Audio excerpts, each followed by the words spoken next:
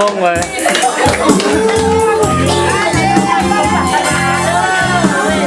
ขอทุกสาธุทุกคนอ่ะเอามาฟังรู้หนึ่งวันอะไรวันนี้คนจังหวัดเลยวันนี้เลยสุดที่ไปเหรอสุดที่ไปลายมือมาเป็นเดือนลายเดือนเป็นปีทุกสุดที่โซ่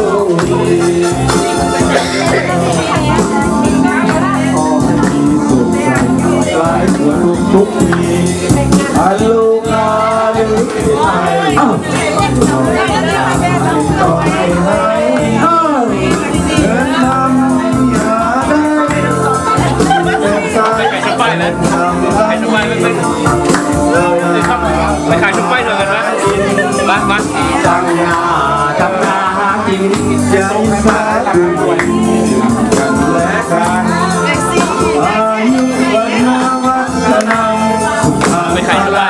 ทางนี้เดินมาทุกโศกทั้งโลกไปไปไกลๆจากไกลตัวเอาไว้ด้วยกัน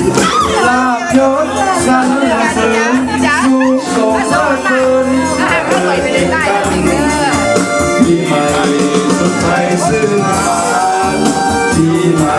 สุดท้ายซึ่งบานขอให้ทุกท่านตลอดปี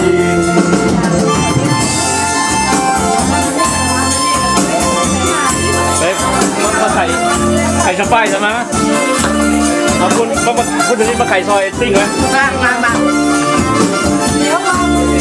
ไปซื้อผักชีมาอ๋อมาใส่กันได้เว้ยขอถ่ายรูปถ่ายยังปีใหม่แล้วลายมือมาเป็นเดือนลายเดือนเป็นปีให้ปีโซ่ปี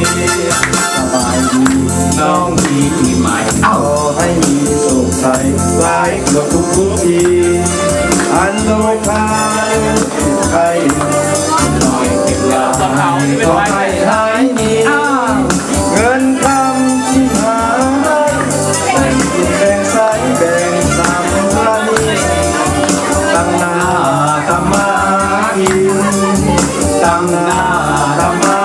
กินอย่าอิสาดุซึ่งกันและกันอายุวันนักวัฒนาสุขังพลังมั่งมียิ่งมันอันทุกโศกและโลกไปหนีไปไกลๆห่างไกลตัวกันลาบยศสรรเสริญสูงส่งเพิ่มเดินเจริญทำงานปีใหม่สดใสซึ่งบานปีใหม่สดใสซึ่งบานขอให้ทุกท่าน